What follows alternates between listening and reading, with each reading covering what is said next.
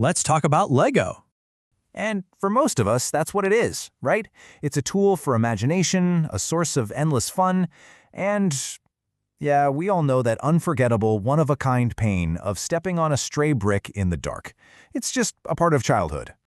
But what looks like simple, creative play is actually built on a foundation of precision, of restraint, and a kind of long-term vision you rarely see in any industry. The joy we get from it is the result, sure, but the mechanism that makes it all possible, well, that's a story of incredible discipline. This is WhyItTV, and yep, it's pronounced WhyItTV. This is exactly the kind of story we dig into here, the hidden systems inside the familiar things that shape our lives. Our whole goal is to look at something like a single Lego brick and really understand the critical decisions, the unseen structures that gave it such a powerful, lasting place in our world. And this is our core promise to you. We're not here to sell you a verdict. We're just here to lay out all the pieces so that you can see the connections for yourself and, build your own understanding. So for this explainer, we're going to break it down into 4 parts. We'll start at the very beginning with the company's origins in wood. Then we'll get into its core innovation, the system. After that, we'll see how that system built a massive cultural legacy. And finally, we'll touch on the challenges that come along with that kind of success. All right, let's dive into part 1, a foundation in wood. Because way before there was plastic, there was just a small workshop and a series of near disasters that would end up defining the company's entire philosophy. So you've got to picture this. It's 1932. A Danish carpenter, Ole Kirk Christensen, starts a company. But its early years were just brutal. There were devastating workshop fires, constant material shortages after the war, just one threat after another. This whole cycle of struggle forged this core belief in quality and endurance. For Christensen, quality play wasn't some luxury in a post-war world. He saw it as absolutely essential for helping a generation of kids rebuild their lives. And this experience actually fits a pretty well-documented pattern. Research like this from the Harvard Business Review shows that family-owned businesses often develop this really conservative, long-term view. They tend to avoid crazy risks and prioritize survival over a quick profit. And that mindset, born from almost failing, just became a core part of Lego's DNA. They really learned to think in generations, not fiscal quarters. And that whole philosophy of longevity, well, it leads us straight to part 2, the brick as a system. This is where all those abstract values about quality and endurance got engineered into a physical, interlocking principle. So back in the 1950s, the company patented its now iconic interlocking brick. And this thing wasn't just a toy, it was an engineering marvel. The real magic was in what they called clutch power, that perfect, satisfying snap you feel as the tubes on the bottom of one brick grip the studs on top of another. That precise technical solution is the mechanical heart of the entire Lego system.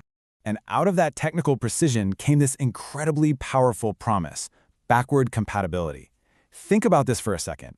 A brick made today will connect perfectly with the brick from 1958.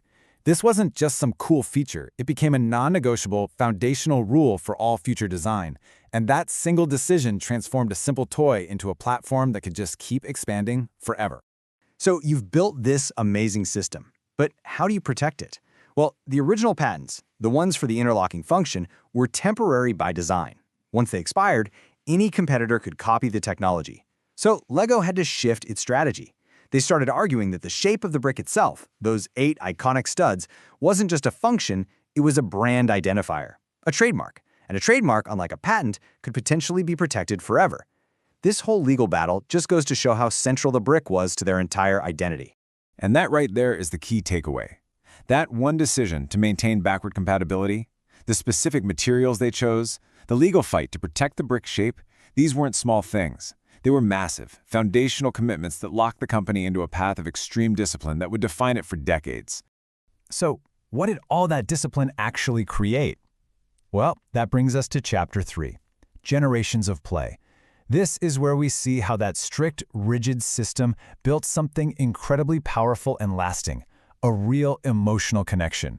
That commitment to backward compatibility created this amazing virtuous cycle. Because the system was so consistent, your new sets always worked with your old ones. That, of course, encouraged you to collect more and expand your world. And as you grew up, you didn't have to throw your old bricks away. You could pass them on. This built this incredible intergenerational loyalty, parents playing with their kids using the very same bricks from their own childhoods. And all of that together created a level of trust that very, very few brands ever managed to achieve. You know, a system this successful creates a story so durable that you can look at it from a ton of different angles.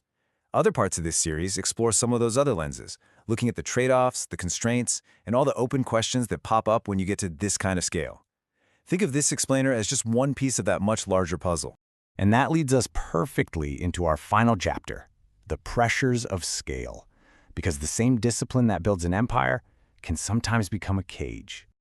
So here's the central question, really, for any successful, long-lasting system. At what point does that consistency, your greatest strength, start to become a weakness? When does it stop you from adapting to a world that's always changing? You can actually see this tension playing out in the products themselves. One academic analysis, for example, compared the built-in stories in two of LEGO's biggest product lines. It found that the LEGO City sets, which have historically been marketed to boys, tend to focus on skilled jobs, heroism, and expertise. In contrast, it found that the LEGO Friends line, marketed to girls, tended to have narratives more focused on hobbies, socializing, and domestic life.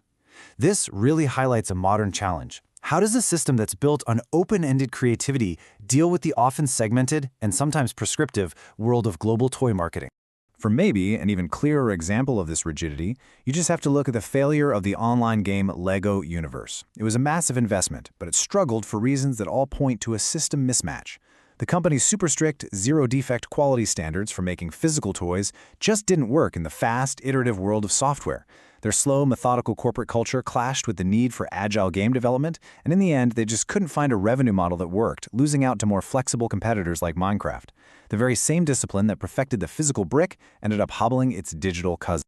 So what we've covered here, it really is just the surface of a much, much larger system. The story of LEGO is a story of quality, of family, of business strategy, and that constant, fascinating tension between creativity and control. And really, that's the whole point. The more you look at it, the more you start to pull apart the different pieces of its history, its design, and its culture, the more interesting the questions become. We drop a new topic exploration every Friday night.